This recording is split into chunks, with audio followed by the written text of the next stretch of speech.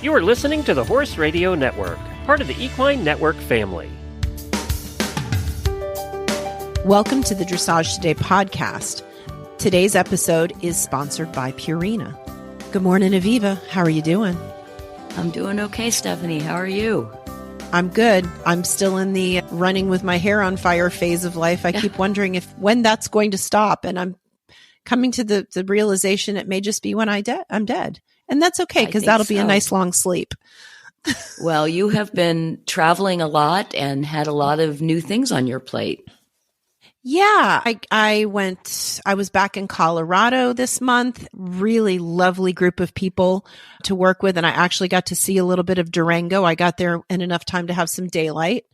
And I am flying out tomorrow to go to Bozeman, which is just, again, a super group of people. Really excited to go back and see them. And then the first weekend of May, I am hosting Mark Langley, who's a natural horsemanship guy coming from Australia. It'll be the second year I've hosted him here. So I'm really excited about all the different people that are coming in. We've got dressage people and trail riding people and backyard people. And it's just, I think it's going to be a really exciting event. So that's wonderful. Me in a acorn shell. And a lot to organize for you too. Big events cause you to get big projects done. So that is always a good thing. Well, there you go. Get those projects checked off the list. Yeah. So what's going on with you? How have things been up in Maryland? Well, I actually have some news for our listeners who have been following my journey with Ralphie. Okay. And I have made the very, very difficult decision that I need to find Ralphie a new home. And it's Tell me about that. It's through no fault of his. You know, he is just a super horse. He is engaging and sweet and smart and loves to work and loves being challenged. And he's a nice mover and he learns quickly. And you know what? He is so bored at my farm. And I've realized that a lot of the, quote, behavioral issues that I've been having with him are just him trying to express his energy and do something more interesting. You know, he's out in a field with my 22-year-old metabolic gelding. How old is Ralphie? He's 8. And, Freddie's 22. And Ralphie wants to play. And Freddie doesn't want to play. And Ralphie wants to work 5 or 6 days a week. And I can't always ride 5 to 6 days a week with my judging and my clinic schedule. And Ralphie likes being challenged and doing different things. And I'm a dressage rider and I don't really cross train. Right. And I don't have the time to do some of the things. So because we have to do what's right for our horses, I made the decision that I am going to sell him. And I reached out to some folks that I know in West Virginia. The farm is called Thanks a Lot Farm, and it's Alyssa and Katrina Schmidt. What a great name. Isn't that great? It's actually, Thanks is the first initial of everybody in their family. So there's meaning behind it as well. Even more cool. But they're lovely. I had the wonderful opportunity to judge Alyssa a few years ago, and she was just such a beautiful and correct rider. She really impressed me. And then one of my students bought a horse from them, and I thought it was a very inappropriate horse. And they spent a lot of time making sure that it was going to work out. They didn't just have my friend, come in and ride the horse and say, sure, you can buy him, bye. They went through a lot, and it has actually turned out to be a very, very good placement. This is an ex-bronc bucking horse. Really? Yeah. And, I just didn't think this was a great idea. And my student has taken her time and she's trail riding him, she's jumping him, and she's doing a little bit of ring work and some basic dressage work. And the horse is just going great. She's taken her time. She's given him confidence. I mean, it's been wonderful. And Thanks a Lot was, really concerned that he go to the right place and that, he not be further traumatized or anything else. So I was quite impressed with that. So I spent a lot of time emailing them and texting them and calling them. And they are comfortable with everything that I told them about Ralphie. And I brought him out there, and from the minute he unloaded off the trailer, you could see that it was a good thing. They have free range sheep, and he thought that was very exciting. Yeah, he thought that was very exciting, but not exciting, scary. Exciting, like, let's go chase the poof balls. Well, let's see what they are. This is fun. He's out with a bunch of other horses, and they run and they play, and they're like in a 10-acre field. And they've started doing a little bit of jumping with him. And, he doesn't quite understand how, but he thinks it's really cool. And, he's just blossoming there. And it was absolutely the right decision. And now somebody just needs to go and ride him and fall in love with him and bring him home. I'm not asking a lot of money for him because a good home is the most important thing. Because he deserves it. So I'm very excited. I'm sad. But I know that this is a decision that a lot of our listeners go through. Sometimes we buy horses and they're just, for whatever reason, they're not the right match. Sometimes the horse is too hot. Sometimes the horse is too dull. I had a horse that I bought that I wanted to be a dressage horse, and he wanted to be a hunter. I think that no matter how much we love them and no matter how much they can do what we want them to do, it's incumbent upon us to find them what they really want to do. And Ralphie does not want to be the dressage horse of an aging, quiet farm. Yeah. Yeah, he wants to be, he wants to be where things are busy. He wants to be where things are changing. He wants to, today go on a trail ride, and tomorrow, play with Cavaletti, and the next day do some dressage work, and the next day, jump cross country. So Katrina and Alyssa can do that for him. And hopefully they will find the right owner for him who also wants to do that with him. Because he's a neat horse and he deserves it. So that's where it is. So it's very sad. Yeah, yes, I understand that. I commiserate with you. It has been great following your journey with him. And I agree with you completely that it's good for people to understand. It's good for our listeners to understand that this does happen. And it's not wrong to help them find the right person for them. Right. I don't think it occurs to people, but riders that are at the top of our sport, most of them have a type of horse they like to ride. Whether it's, they like to ride big chunky horses or they like to ride really hot horses. But even at that level, people have, it's like being attracted to your husband. It doesn't matter if anybody else is attracted to your husband, you are. And so it's okay to recognize that you and a specific horse are not the right pairing. Yep. No, it's very true. I mean, there's nothing that Ralphie does that I can't ride. There's nothing about him that's wrong. I just know he's not as happy as he could be. And I'm not as happy as I could be either.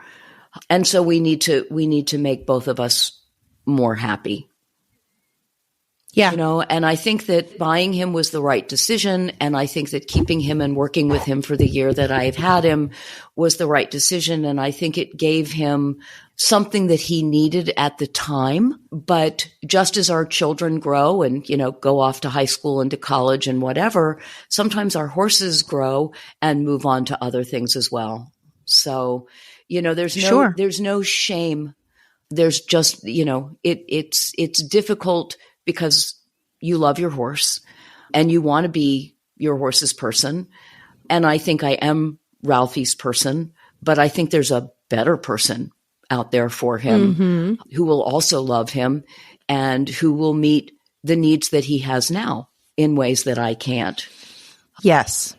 Yeah. But, we're hardwired, or, society pushes us to, okay, I bought this horse and now I have to do it. And, sometimes that's just not right. And sometimes you owe it to your horses to find what's right. I've known quite a few upper level dressage riders who were brilliant trainers who have gotten horses and have sold them and said, they don't want to be a dressage horse. They, this horse wants to event. This horse wants to be a hunter. We have things that we prefer to do, but horses have things that they prefer to do also. Absolutely. And not every horse can be a dressage horse. Not every horse can be an event horse. Not every horse can be a trail horse. So finding a horse, the home to do the things that they want to do, I think is really important. So, yeah. So if there's anybody out there who's looking for a really cool horse and cute too, he's super cute. Absolutely. Oh, he's absolutely adorable. I mean, he is just the cutest thing ever. I mean, I unloaded him off the trailer and Katrina was like, oh my God, he's precious. He's an engaging little horse. He's cute and he's fun to ride. So I'll keep you guys posted on how things go. Yes. But I'm excited for him to go on a new journey and to find the right place. Thank you for sharing this with us and being transparent about it, because I do think it's good for people to know that this happens. Yeah. Well, on a lighter note, let's talk about some L questions. Okay. This month's question comes from Ashley. I like this question a lot. Ashley says, I feel like I've gotten a different answer every time I've asked someone this. When crossing a diagonal in rising trot, when and where should the rider change the diagonal they are rising with? Wow. You know what, Ashley, I'm going to give you a bunch of different answers. That's so funny. So, the rule of thumb is that you change your posting diagonal at X. However, if you change your posting diagonal at X and you throw your horse slightly off balance, you really haven't done your horse any favors. If you are rising and you're doing a lengthening and you change your posting diagonal over X, you definitely impact the horse's ability to give you the lengthening. So, my personal opinion, and I will tell you that in the L program, there was controversy with different instructors as well, and some of them said they should change at X. I think most people agree that the best place to change your posting diagonal is just before you hit the letter all the way across the diagonal. It signals for your horse that you are coming to the end of the diagonal. So if you're doing a lengthening, it signals to your horse to come back. If you're just doing a working trot, it signals to your horse that you are changing the balance and the bend. So I do not mark riders off for diagonals ever. I will comment, particularly at intro, if a rider is rising to the outside as opposed to the inside. if the rider's on the wrong diagonal, posting diagonal on a circle, I will sometimes and lacks bend, I will sometimes comment in my remarks, posting on the correct diagonal might help with bend, because you can use your inside hip to push out to the outside ear, which can help you create the bend with the horse. Okay. But other than that, I don't really care what diagonal people are posting on, but I do see a lot of people who change their posting diagonal at X because, they think they should. And I see the horse stumble is too strong a word, but the balance is impacted slightly. So not really helping you, Ashley. I'm sorry. Well, no, but you're giving different reasons for why you might think differently in different situations. Yeah. I mean, when I'm teaching, I tell my students to change their posting diagonal just as they approach the letter across the diagonal. Okay. There are some instructors that tell their students to change the posting diagonal as soon as they start across the diagonal, because then it's sort of a seamless, preparing to be going in the new direction. What I find is when riders do that, they screw up the bend coming through the corner. So that's not something that I really The old corner or the new corner? The old corner. Okay. Old corner. Okay. So if you're going, starting at K going across the diagonal, if you change your posting diagonal as soon as you pass K and are, starting across the diagonal, the chances are your horse is going to lose that supple right bend because you've just changed the posting diagonal. But if you go all the way across the diagonal and, now you're on the other side and you change your posting diagonal, you're alerting your horse that you're changing bend. So my answer, honestly, is wait until you're across the diagonal. From a judge's standpoint. Yeah, but that isn't necessarily the correct answer. Okay. I know very few judges that will make a comment if the rider waits all the way across the diagonal. I know there are judges who will comment if the rider changes the posting diagonal at X, slight loss of balance at X, slight loss of rhythm, whatever. Well, especially if they were in a lengthening. Yeah. So, the goal is to make it as easy as possible for the horse to do the job and to explain to the horse what it is that you expect of them. Mm-hmm. So to me, waiting until you're across almost across the diagonal makes the most sense to the horse. Mm-hmm. That's my answer. Okay. I'm sticking with it. Okay. I'm backing you up on that. Okay. Thank you. Excellent. Well, thank you for that question, Ashley, and thank you for the somewhat ambiguous but still enlightening answer, Aviva. I love it when you give people stuff that makes them have to think about it. Like, oh, that's a great answer. Now I have to think my way through. Yeah. I love that. So thank you.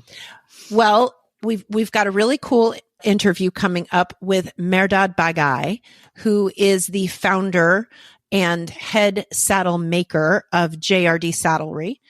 He had some really cool things to tell us about differences in the insides of a saddle that I didn't personally know all of that. So it was great to get to ask him some questions about that and get his insights into how things should fit, things that riders can look for in their current saddle. And if you were looking for a saddle to purchase a new saddle, things that you might want to consider moving forward. So we're going to get to that interview in just a couple of moments. But first, here's a word from our sponsor. There's more talk than ever about the importance of probiotics in equine health. But not all probiotics are created equal. New Purina Systemic Supplement remains live and active after the pelleting process and throughout the digestive system, making it all the way to the hindgut. Systemic was designed to support normal recovery after exercise and occasional gastrointestinal stress. Whether you're using a probiotic now or not, it's time to use a live and active supplement from a name you trust. Visit mq.purinamills.com to try Purina Systemic Probiotic Supplement today. Today, we're really excited to be joined by Mehrdad Baghai, the saddle maker of JRD Saddlery, which is based in Sebastopol, California, and Palm City, Florida. Mehrdad, welcome to the show. Thank you very much, Stephanie. And hello, Aviva. Hi. Nice to talk to you guys. It's great to have you here, Mehrdad. You know, Stephanie introduced you as a saddle maker. I hear a lot about saddle makers and saddle fitters. Is there a difference? And if there is, which one are you and what is the difference? Yes, there's a great difference between a saddle maker and a saddle fitter. Saddle maker is one who actually makes the saddle for you. So if you order a saddle, you give him the specifications, that saddle maker actually makes the saddle for you. A saddle fitter, which we have many in the US these days, is one that has learned the trade by going to a class there are several saddle fitter classes in the country, and they start from a 2-day course all the way to a 2-week course. And they will come assess the fit of your saddle, and usually they carry a line. They sell a saddle for a company, whatever that name is. But a saddle maker as I am, which I have been making JRD saddles, this May will be 30 years. Wow. And that's amazing. And I've been making it. And you can order it, choose the colors. You can come watch your saddle get made. Saddle fitters will sometimes take an order and they will send it somewhere to Europe or India, and they will ask them to make it.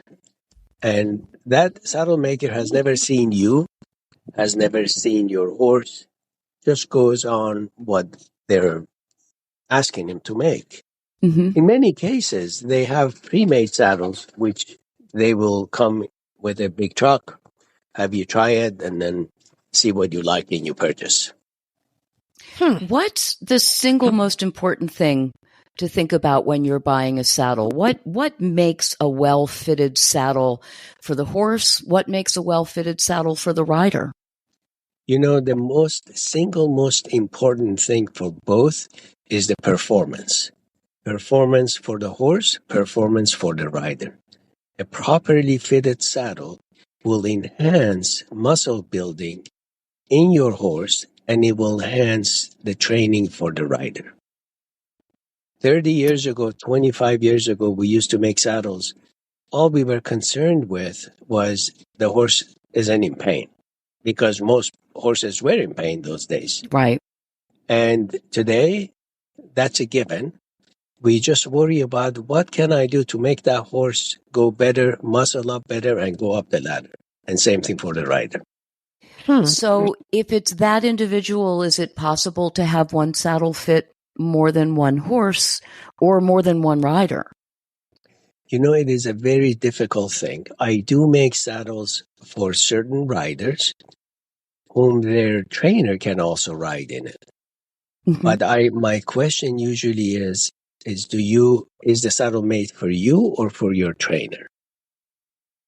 We always ask, which one is your most important horse? So if they bring me 2 horses because they only want to buy one saddle, I will ask them which horse is more important. I will make that saddle to that horse. Now, if it happens that horse is very wide in the shoulders, very wide in the back, then it would probably be okay.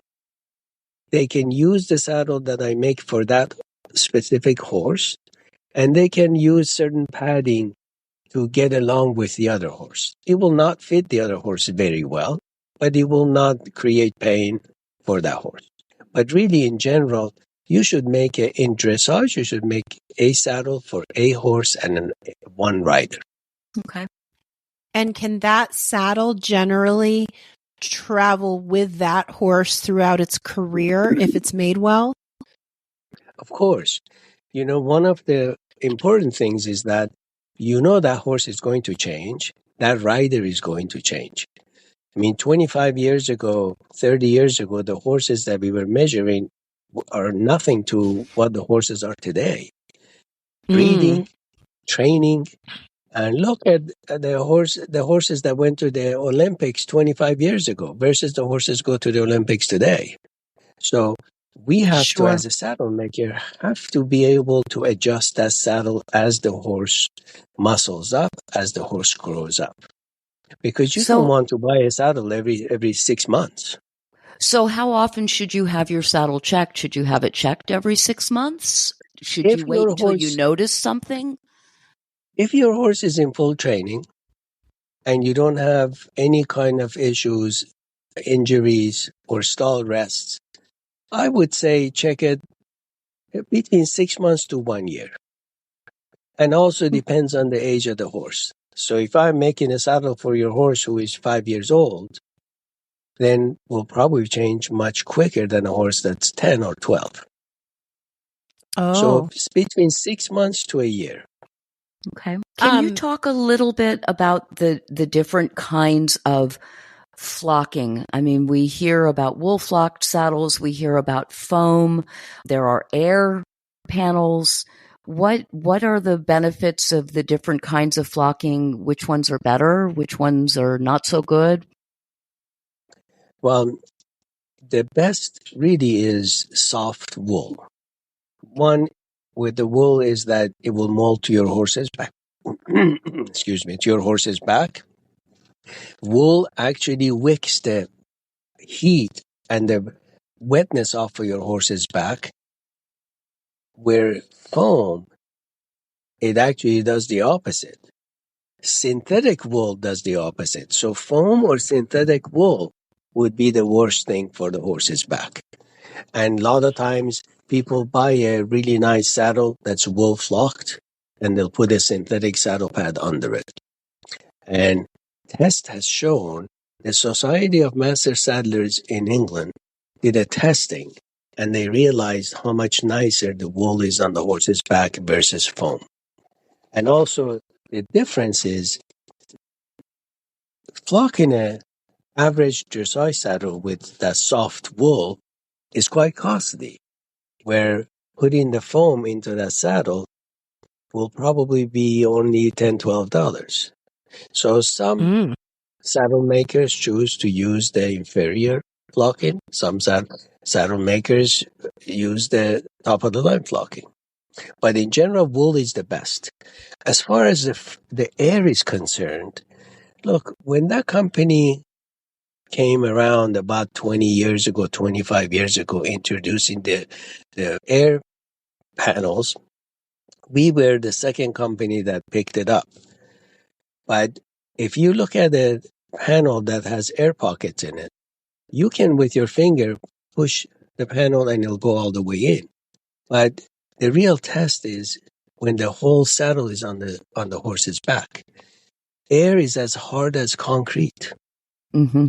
And also the problem with air is that if you fit a saddle in Florida at 85-degree weather, and then you go to Atlanta for a test, well, temperature changes, pressure changes, that saddle no longer fits as well.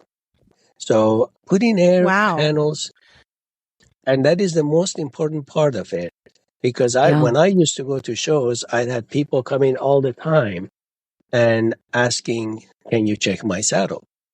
Yes, because they had the air placed and the panels adjusted when they were at 20 degrees less or more.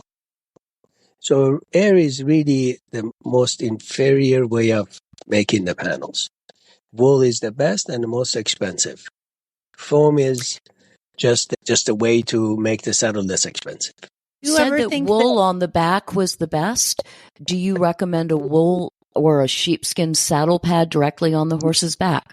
A sheepskin saddle pad actually is great on the horse's back because, see, you have to realize leather breathes, sheepskin breathes, wool breathes.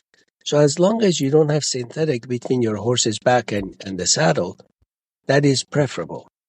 So whether years ago people came up with gel pads, and it was supposed to be fantastic. But when we would check the saddle, we realized the back is so wet and so hot, and versus a sheepskin pad. But if your saddle fits well, you don't need that sheepskin pad. So that is probably one that people don't think about.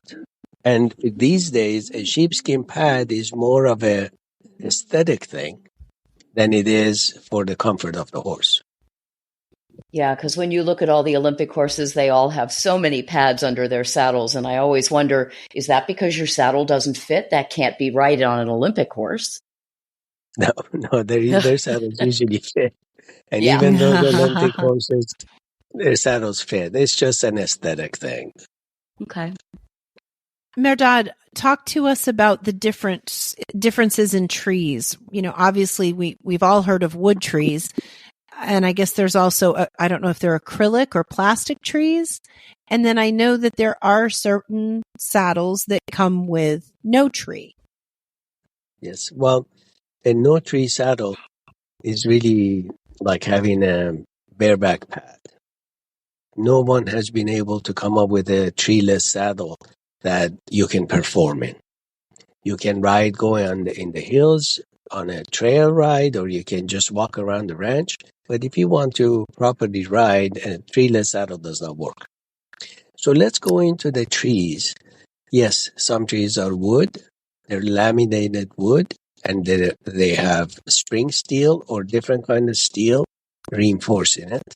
And then you have plastic or synthetic trees, that some synthetic trees are rigid, like carbon fiber.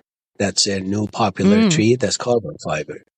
So one thing to remember is that your horse's back isn't perfectly flat and still. As the horse moves, so does the back. If you ride one horse and pony another one next to him, and look at the back, and you'll see how the trapezius moves, how much movement there is in the back. So we want to have a flexible tree. So as the horse moves, the tree flexes with the horse's back the proper way. Mm-hmm. So a rigid tree, which is most of the synthetic trees, really is not preferable in any case.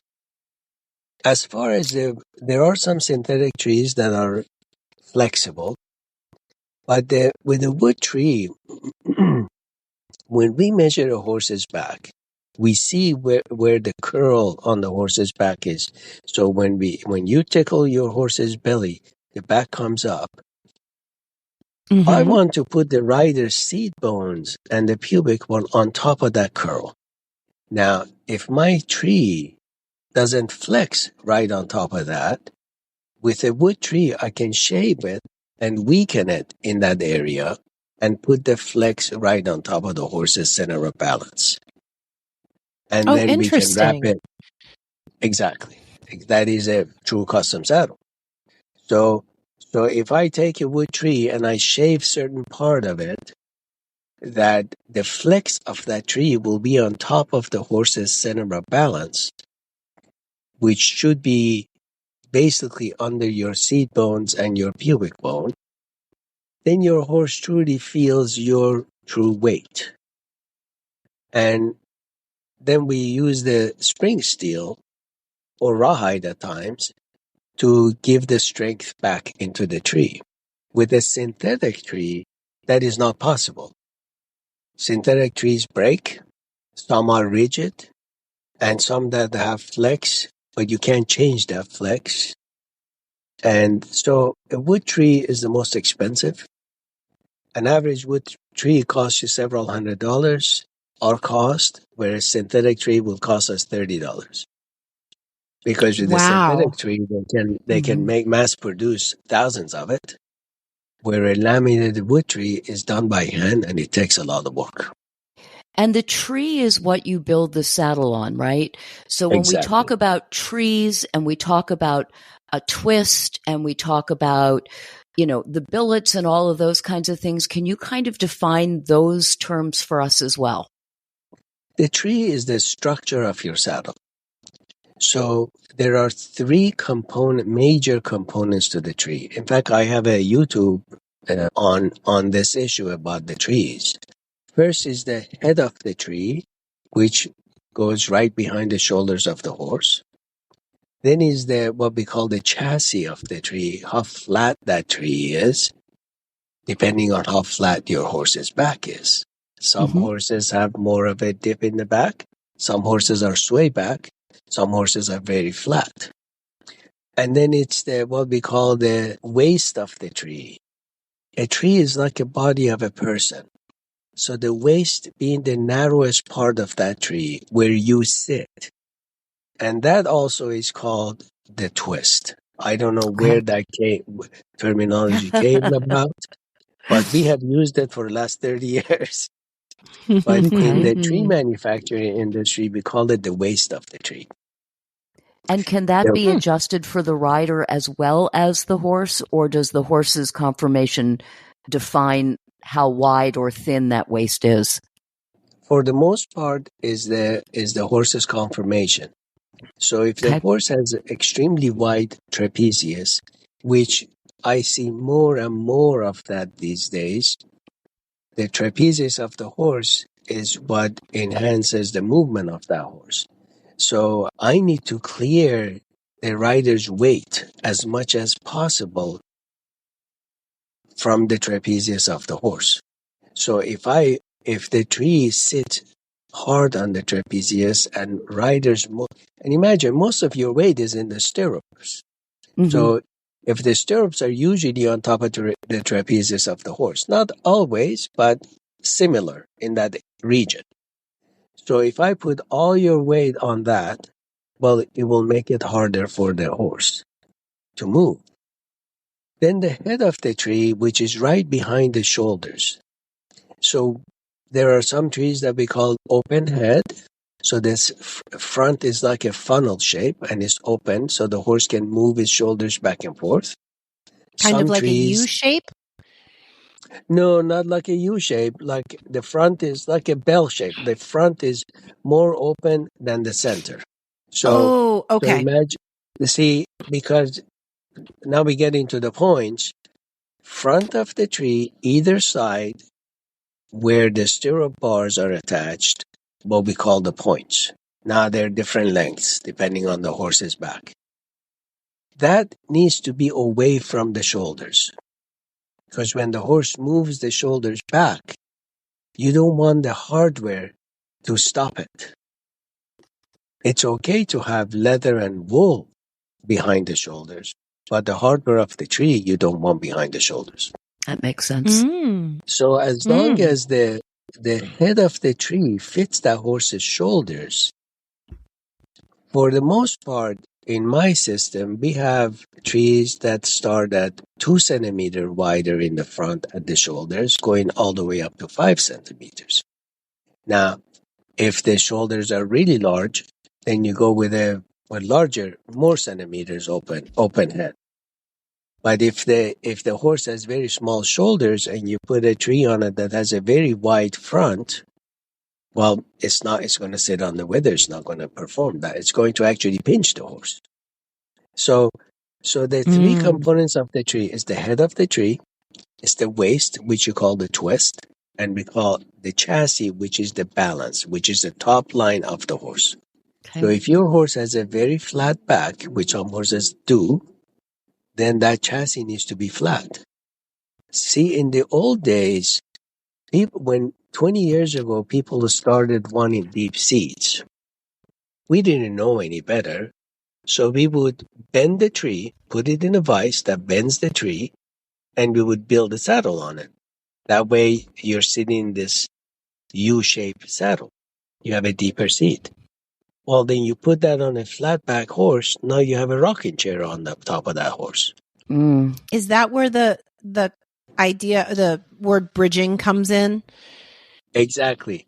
When you do that, it's the opposite of bridging. So bridging is the term that's misused daily by so many people.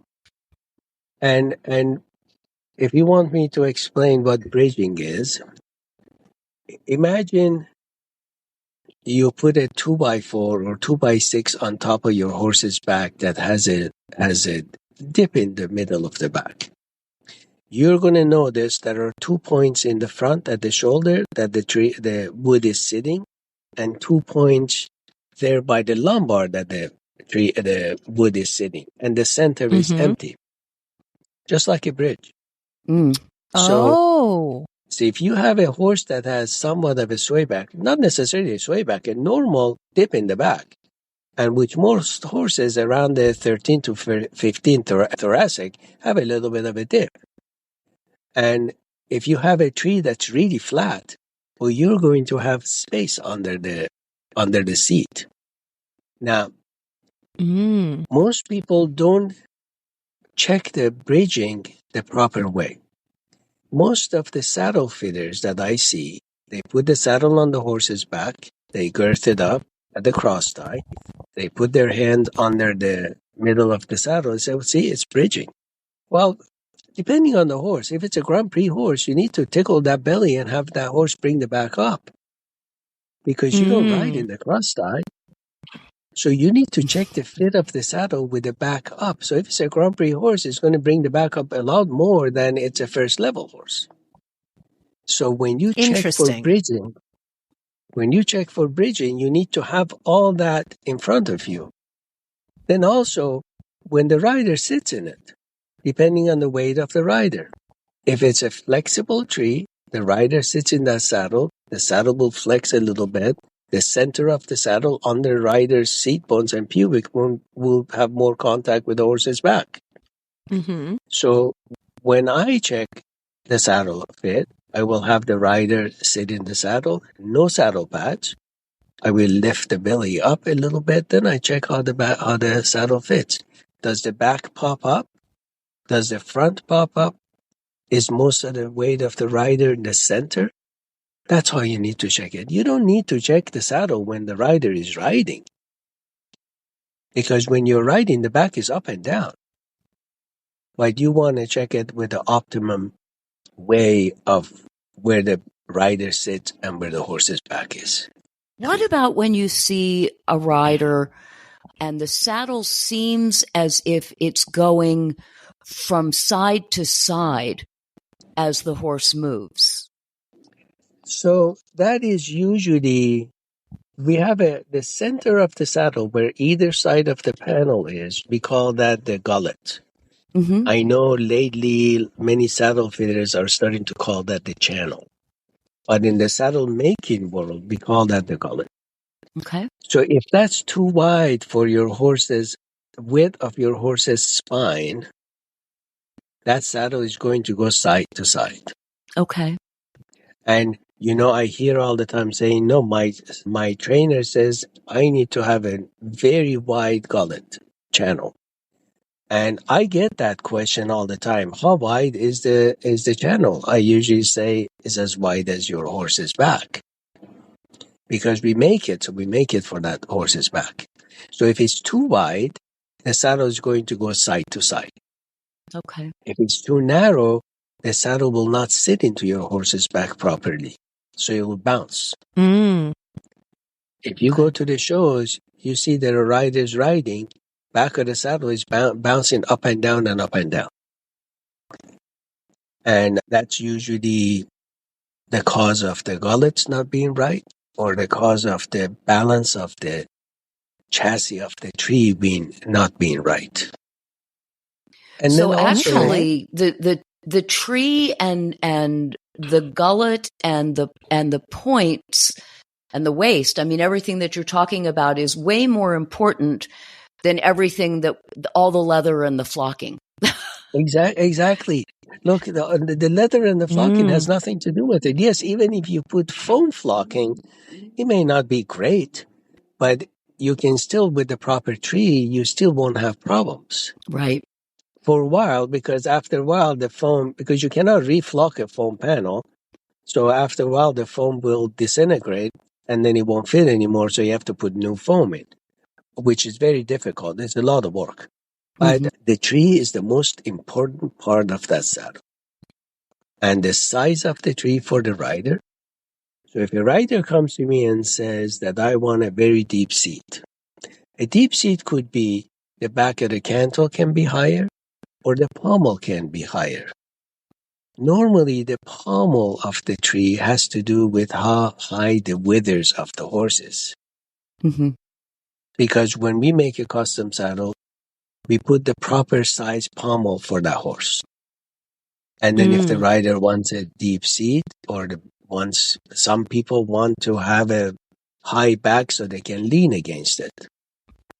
Even though it's incorrect for the riding, but we make what people ask us. So we just put a higher cantle. But the center has to fit the rider and the horse. So how high the cantle is, how high the pommel is, has really nothing to do with the performance. It's the center that has to fit the rider's seat and has to fit the horse's back. So going back to twist, you take a petite rider and take a 2x8 piece of wood, lumber, have her sit on it. You will see her thighs will not drape perfectly on either side of that piece of lumber. And there will be a big gap between her pubic bone, seat bone, and that lumber. And she will not be able to get her legs around that horse. So if the twist is too wide for you, forget about the horse. The horse gets it to his measurement. But if the twist is too wide for you, you will not be able to wrap your legs around the horse and drop the legs down. So if you put your lower legs on, your upper thighs come off the horse. If you put your thighs on, your lower legs come off the horse. So the twist is very important, not just for the horse, but for the rider. I remember a long time ago, a lady I was riding for bought a dressage saddle, and we were all very excited about it. It was the first real dressage saddle I'd sat in. And I didn't know what I didn't know. And then sometime later, she had a saddle fitter come out. And I literally said, "Oh, I'm not supposed to feel like I have a 2x4 sticking into my thighs because the twist was too wide." And I didn't know what I didn't know. So yes, I know exactly how that feels. Yeah. Yes, exactly. And also, and on the other side, if the twist is too narrow, it will be very uncomfortable for the rider. It's like sitting on a rail. So really making a dressage saddle, the measurements are so important. Whether you are training first level or Grand Prix, the saddle has to fit you and the rider for performance. And it's very simple to find out how big of a twist you need. Measure in front of you from point of ilium to the point of ilium in front.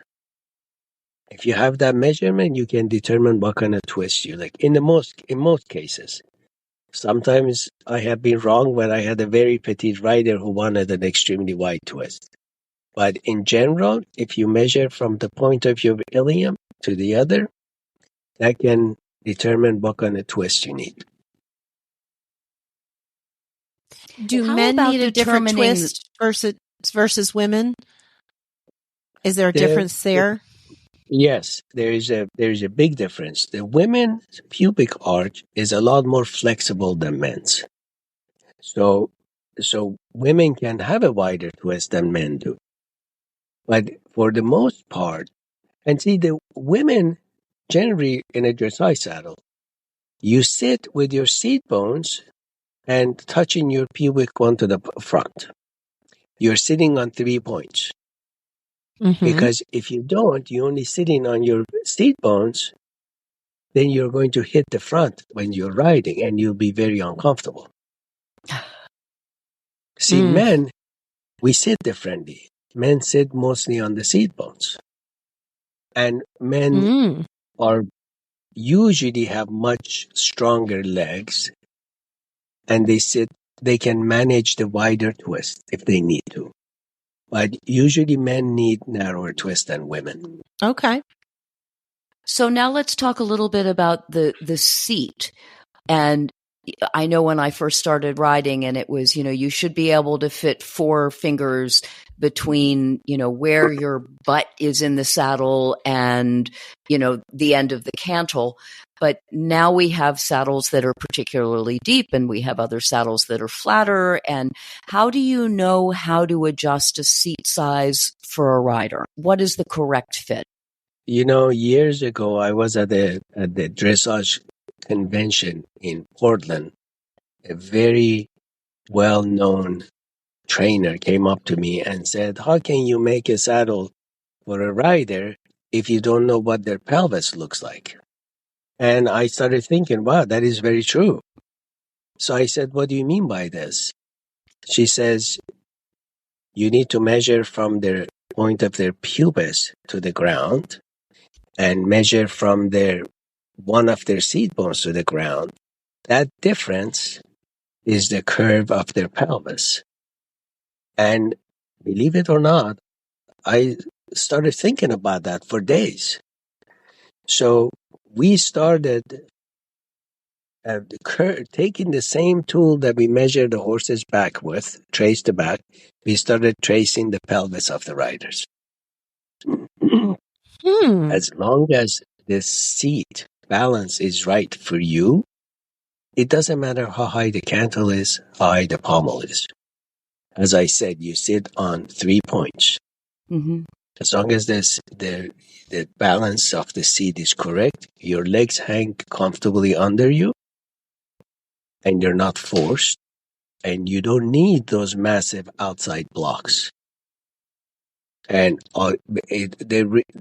many of the riders, I just made a saddle for a rider that's actually going quite far in her career. She has no blocks because she can ride, and the seat is very flat. And she doesn't need those massive outside blocks. Granted, we make them because people ask us. But if the balance of the seat is right for you, and that's only done by measurement, the cantle, the pommel, none of that comes into picture. And the notion of how many fingers are behind you, how many fingers the saddle is above the horse's withers, those are what we talked about 25 years ago. None of that matters anymore. Because if you have a high cantle saddle, you have probably 7, 8 fingers behind your seat. Mm-hmm. You're not sitting on the cantle. So seat balance is the most important thing for the rider and the horse, because you ride with your seat, so the horse has to feel your seat. If I build you a saddle, as I see all the time, of different saddles, where you're 8 inches off the horse's back, well, the horse can't feel you, and you can't really feel the horse. So where you sit, your balance is your distance between your 2 seat bones and your pubis. That triangle needs to be right for you, for the horse, and that saddle has to put you there. Some people like that part needs to be more forward, or some people needs to be further back. So as long as your seat balance is correct, then some people like to have more hip angle. That's okay. As Stephanie, some of the trainers are recommending more of a closed hip angle. Mm-hmm. And some trainers are recommending very open hip angle, nearly standing up. But if your seat balance is correct, the rest of it is just flaps. You just make the flaps that fit that rider. And how do you fit the flaps? Where should the bottom of the flap be on the rider's calf? Well, basically, remember, you want your calves on the horse. Mm-hmm. And when you have your boots on, you want the bottom of the flaps to be 2 to 3 inches below the top of your boots. Now, if you have a beginner rider that the legs are moving a lot, maybe that needs to be a little different. But an average, properly fitted dressage saddle, your calves are on the horse and you feel the horse. And regardless of how close or how open your hip angle is, because imagine the hip angle is that it's a triangle from your ilium, from your hip bone to your knee down to your ankle. So that triangle can be very open or can be closed, depending on how your style of riding is. Mm-hmm. So maybe 2 inches, 2 inches, 3 inches below the top of the boot. Now, some people have older boots that are shorter. And if that's how they're going to ride, then you have to make the flaps a little longer for them. And I'm thinking about what you were saying about the angle of the distance from the pubis to the two seat bones. That's not going to change if somebody gets heavier or loses weight because the bones don't change. Does that change if somebody has a baby? You know, because I have measured thousands of women and men over the years. And when that very important rider asked me how I would know how to do a seat when I was in Portland, I started studying this.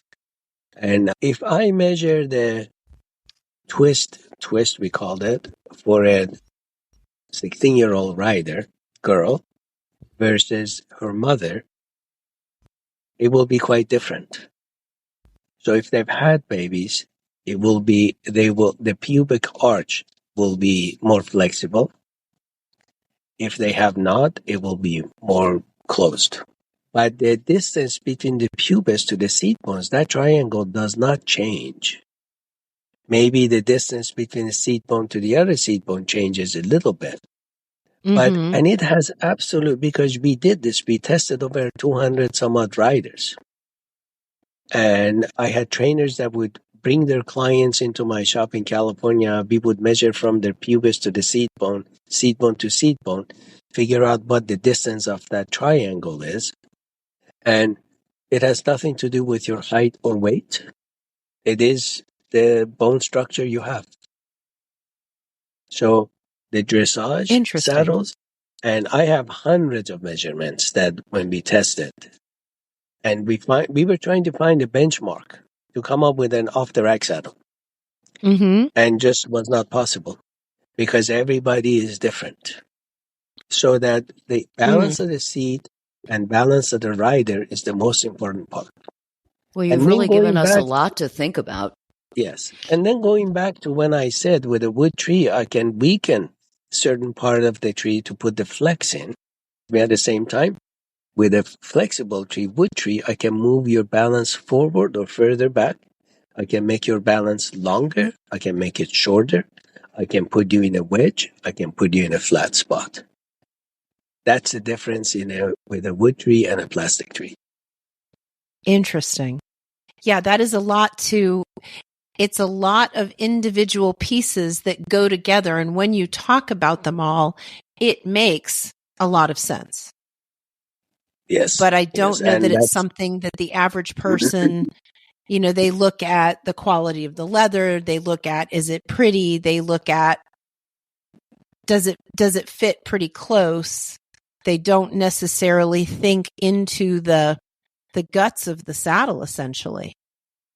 No, average these days. When I started making saddles, of course, things were different.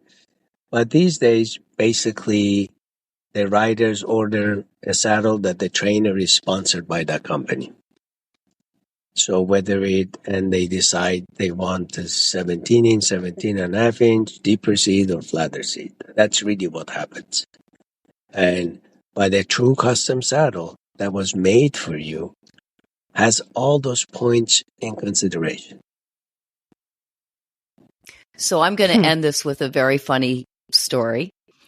I don't know if either one of you is a Star Trek fan, but in one of the Star Trek movies, Captain Picard and Captain Kirk were both riding. And Captain Picard was getting ready to leave the Enterprise. And as he was leaving, he was carrying a saddle. And his number one said to him, "You have your own saddle?" And his answer was, "Yes, a saddle is a very personal thing. Yes. And that's exactly what you've said, Mehrdad. A saddle Very is true. a very personal thing. Very true. Tomorrow, I'm fitting a saddle to a client of mine that I made for her 15 years ago. And I'm changing it to her third horse. Wow. That saddle fits That's her beautifully. Yep. And I'm changing it to, and if a saddle is made for you properly, you don't need to buy a new one when you get a new horse. You can Don't put a tell new the headlight. husbands that. But the thing is, though, that riders change and evolve in their riding as well. So where they were sitting when they were first level riders is not always the same as where they're sitting as fourth level riders. We can change all that in their saddle. I can move their balance. I can change their balance. And believe it or not, sometimes they're asking me to put more bling on the saddle. Oh, of course. Yeah. If you see all the designs we put in the back of the cantle, you would be shocked. No, Yes. no, I would not. 20 Aviva judges. So oh, you do. Yeah, I see a lot of things in the ring these days. Let me tell you, between the colors and the helmets and the coats and the bling on the saddles and the boots. Yeah. 25 years ago, I made a red saddle with the back of the cantle was red, the pommel was red, and some gator print on it. And I took it to LAEC, LA Equestrian Center, at the Dressage show. This was 25 years ago. So many people walked by and said, "You are cheapening our sport." And the other day, I saw a pink saddle on Facebook. Yes. So, yeah. Yes. Well, thank you so much for spending time with us. This is, I knew that saddles were complicated. They're even more complicated, I think, than I realized, but you've given me a lot of things to think about, and I really appreciate your taking the time to educate us peons. Yes. No, it is a pleasure. And it's ever changing. Yes. Thank you. Thank you. My pleasure.